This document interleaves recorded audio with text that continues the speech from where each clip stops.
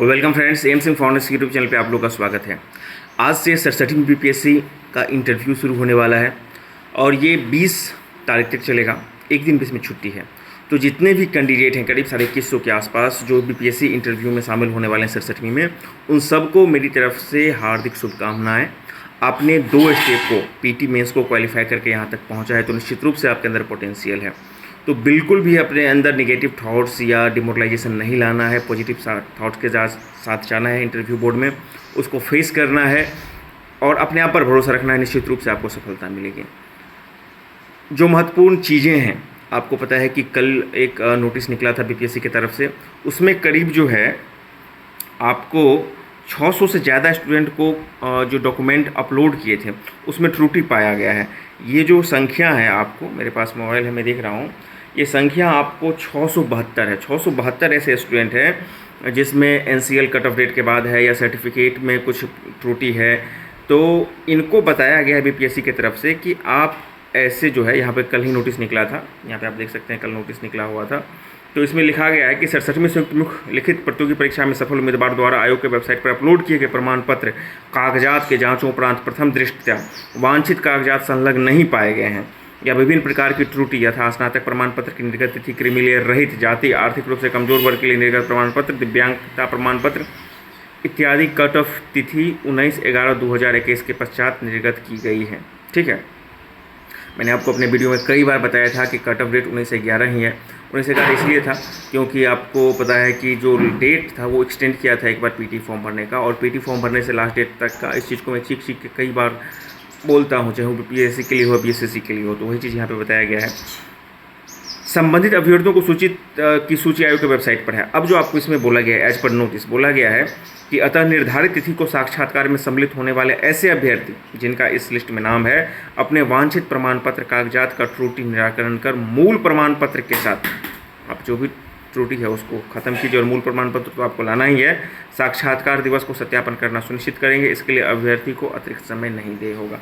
अब मेरी बात सुनिए, जो ग्रेजुएशन का सर्टिफिकेट है ना, उसमें यही है आपको कि जब इंटरव्यू हो उससे पहले का आपके पास ओरिजिनल हो जाए। इन केस मान लीजिए आपने जब ग्रेजुएशन का सर्टिफिकेट लगाया था उस समय आपके पास प्रोविजनल होंगे, या फिर हो सकता है कि, जैसे मैं कुछ एग्जांपल आपको दे रहा हूँ, जैसे graduation certificate issued after cut off date, ठीक है ना। ये एक कैंडिडेट का, जिस 6 नंबर सीरियल पर कैंडिडेट है, ये बोल रहे हैं कि इनका ग्रेजुएशन का सर्टिफिकेट इससे बाद हुआ था। तो अब सबसे बड़ी बात है कि ऐसे जो हैं, मतलब ऐसे जो भी हैं कैंडिडेट, उन क्या करें। तो देखिए, ग्रेजुएशन सर्टिफिकेट इशू डेट में जहाँ तक मुझे पता है उसमें ये होती है कि आप होता है कि उसमें आप जो है इंटरव्यू डेट से पहले आप उसका ओरिजिनल यदि पेश कर देते हैं तो आपके लिए कोई दिक्कत की बात नहीं है और आप आराम से निकल जाइएगा। तो ग्रेजुएशन सर्टिफिकेट में एक ये रही है हमेशा से, ठीक है ना। तो आप एक काम कीजिए कि आपके पास जो भी सर्टिफिकेट है ग्रेजुएशन का, उसको निकालिए ओरिजिनल सर्टिफिकेट, और उसको लेकर वहाँ पर पेश कीजिए। इस चीज़ की बात है। अच्छा, जहाँ पर कास्ट सर्टिफिकेट है या NCL issue cut off after, मतलब की डेट की बात कर रही है, तो मुझे लगता है, मैं कम से कम मेरा जो वीडियो देख रहे होंगे कैंडिडेट, उनको तो मैं बार बार चिक के बोला हूँ कि आपके पास एनसीएल 2 साल, 4 साल, 5 साल का भी पुराना है तो आप उसी को लगाइए। 1 साल से पुराना होगा तो आप 18 फॉर्म भरिएगा, ठीक है ना। लेकिन यदि ये लगाए हैं, जैसे कि चौथे मतलब सीरियल पर हैं, तो मे भी हो सकता है कि इनके पास पुराना कट ऑफ, मतलब कि 19/11/2021, यानी कि 19 नवंबर 2021 से पहले का, सॉरी 21 नवंबर है कट ऑफ डेट, हाँ 19/11 है, 19 नवंबर 2021 से पहले उसका नहीं बना होगा। इस कंडीशन में आप एक ही काम कर सकते हैं, अभी भी मैं बोलता हूँ, आप देखिए पुराना, आपके पास सेंट्रल गवर्नमेंट का हो, बिहार गवर्नमेंट का हो, कहीं का भी हो, 1 साल, 2 साल, 3 साल, 4 साल पुराना एनसीएल है, उसको ले जाइए, और जो साथ में करंट वाला बनाए थे उसको भी ले जाइएगा। इनकेस आपके पास पुराना नहीं है, तब आप एक काम कर सकते हैं कि आप एक एफिडेविट बना करके दे दीजिए, मतलब कि एग्ज़ाम का जो भी था, मतलब कि जब नोटिफिकेशन निकाला था उस वक्त मेरी आहारता एनसीएल में थी, मैं इस बात की घोषणा करता हूँ, और फिर आप दोनों को लगा दीजिए, देखिए वहाँ पर क्या होता है। अच्छा, ईडब्ल्यूएस का भी वही चीज़ है। ईडब्ल्यूएस भी आप पुराना वाला लगाइए भाई, सीधी सी बात है। ईडब्ल्यूएस में तो बाकायदा मेंशन भी किया गया था, लेकिन सबसे बड़ी बात है ईडब्ल्यूएस सबका पुराना भी है, जो कट ऑफ डेट से मुख्य रूप से यही लबोलहाब बनता है इस पूरे नोटिस का कि कट ऑफ डेट से पहले के आपके सारे सर्टिफिकेट होने चाहिए। कुछ पुराना है तब भी चल जाएगा। Graduation certificate issue date after cut off date, वही चीज़ लिखा है। NCL issue after cut off date, मतलब यही सब चीज़ आ रहा है। Graduation certificate number attached and EWS, जैसे कि एक 54 नंबर पर है तो इनका लिखा है ग्रेजुएशन सर्टिफिकेट नॉट अटैच, ठीक है ना, ग्रेजुएशन का सर्टिफिकेट उन्होंने अटैच किया है and EWS issued after cut off date. तो चलिए ग्रेजुएशन का ये तो ओरिजिनल अभी लेकर चल जाएंगे तो इनके लिए कोई दिक्कत नहीं होगा। अच्छा हाँ, बहुत सारे ये बताए थे कि जिनको मगध यूनिवर्सिटी में प्रॉब्लम है तो उनके लिए मैंने बताया था कि मगध यूनिवर्सिटी से सर्वप्रथम निकलवा लीजिए, एक टेस्टिमोनियल बनवा लीजिए कि हाँ अभी प्रिंट नहीं हो रहा है। और सुप्रीम कोर्ट का ऐसा आदेश भी है कि आप सिर्फ सर्टिफिकेट की वजह से आप किसी को अभ्यर्थी को रद्द नहीं कर सकते, लेकिन अभी एज पर नोटिफिकेशन हमको जाना है, वो सर्टिफिकेट मांग रहे हैं तो हमको सर्टिफिकेट देना है, ठीक है ना।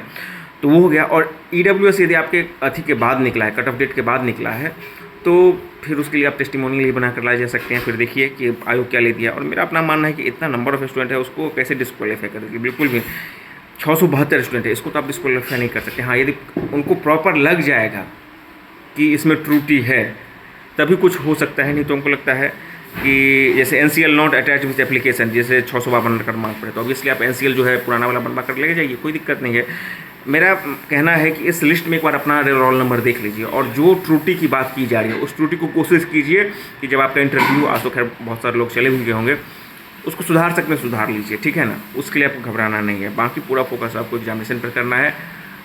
जब अंत में नहीं कुछ होगा तो एक टेस्टिमोनियल बनवा लीजिए, एफिडेविट बनवा लीजिए और उसको ले जाइए, आपका फिर काम वहाँ पर निश्चित रूप से होना चाहिए, ऐसा मैं मानता हूँ। इसको मैं रखता हूँ फिलहाल। मुख्य रूप से जो इंटरव्यू में जा रहे हैं, देखिए एक चीज़ मैं और बोलूँगा, आप जब इंटरव्यू बोर्ड में जाइएगा तो वहाँ पे बहुत सारे छात्र निकलेंगे इंटरव्यू बोर्ड से बाहर। उस वक्त एज ए कैंडिडेट यदि आपका इंटरव्यू नहीं हुआ है, आप उससे नहीं बात कीजिएगा, इस चीज़ को बहुत ही गांठ बांध लीजिए। यदि आप उससे बात कीजिएगा तो वो आपको बताएगा हाँ ये पूछ रहा है वो पूछ रहा है, आपका दिमाग फिर सर्टेन आपकी पूरे तैयारी पर से हट करके वहाँ पर आ जाएगा। और आपके अंदर यदि उसका बहुत अच्छा गया है तब भी आप इन्फीरियर फील कीजिएगा, यदि खराब गया तब भी आप डर फील कीजिएगा। तो मेरा कहना है कि यदि आप वहाँ पे गए हैं, आप राव में बैठे हुए हैं, कोई छात्र निकला है, ठीक है, आए लोग तक ठीक है, बहुत ज़्यादा उसके अंदर डिटेल में मत जाइए, ये आपके कंसंट्रेशन को, आपके फोकस को डिस्टर्ब करेगा। इस चीज़ का हमेशा ख्याल रखिएगा, ये एक चीज़ है। गलत उत्तर मत दीजिए। और दूसरी बात है, ऑब्वियसली आप भगवान पर भरोसा करते हैं, किसी को मानते हैं तो उसको मानिए। कभी कभी लक बहुत एक फैक्टर होता है, इंटरव्यू जैसे चीज़ों पर थोड़ा सा लगता है आपको फैक्टर करेगा, तो वो चीज़ें आपके लिए एक सुविधाजनक आसानी से हो जाएंगी। वो आप क्या पूछेगा नहीं पूछेगा वो सब आपका करता है, ठीक है ना। और कॉन्फिडेंस रखिए, बाकायदा जितना भी आपको सर्टिफिकेट बोला गया है कि ये चीज़ लेकर जाइए, क्योंकि वो चीज़ आप लेकर जाइएगा ना तो आपका एक बर्डन खत्म रहेगा। अब उस चीज़ के लिए आपको टोकेगा रोकेगा तो आप सडन प्रेशर में आ जाएगा, ठीक है ना। तो आपका जो मेन चीज़ है वो उस बोर्ड के अंदर जाने का, और वहाँ से जो आपका जर्नी शुरू होगा 10 मिनट का, 15 मिनट का, 12 मिनट का, वो डिस्टर्ब हो सकता है। किसी भी पॉइंट पर बोर्ड मेंबर से आर्ग्यू नहीं करना है, हमेशा ध्यान रखना है, सॉरी बोल के आगे निकलना है, एक फेस पर मुस्कान रखना है। यदि आपके पास उत्तर नहीं भी आ रहा है तो आपके अंदर कॉन्फिडेंट होना चाहिए, वो वास्तव में कुछ नहीं, आपके कॉन्फिडेंट को, आपका प्रेजेंटेशन को चेक कर रहे हैं, ठीक है ना। एक वार्तालाप है, और नॉर्मली आप इंटरव्यू की तैयारी 10 दिन, 12 दिन, 20 दिन में नहीं कर सकते, एक साल में नहीं कर सकते हैं। ये आपके पूरे लाइफ प्रोसेस का जो आपका व्यवहार है, जिस तरह से बोलने का तैयार है, आपके अंदर का जो कॉन्फिडेंट है, वही ओवर करके इंटरव्यू में आता है। तो अल्टीमेटली वहाँ पे आपका जो वास्तविक रूप है वही निकल के आ जाता है। तो घबराना बिल्कुल भी नहीं है, कॉन्फिडेंट रखना है कि आपने बेहतरीन एग्जामिनेशन को 2 पास करके आए, तो आपके अंदर कुछ ना कुछ चीज़ें हैं। बाकी सर्टिफिकेट का जो इशू है उसको आप देख लीजिए। Thank you very much.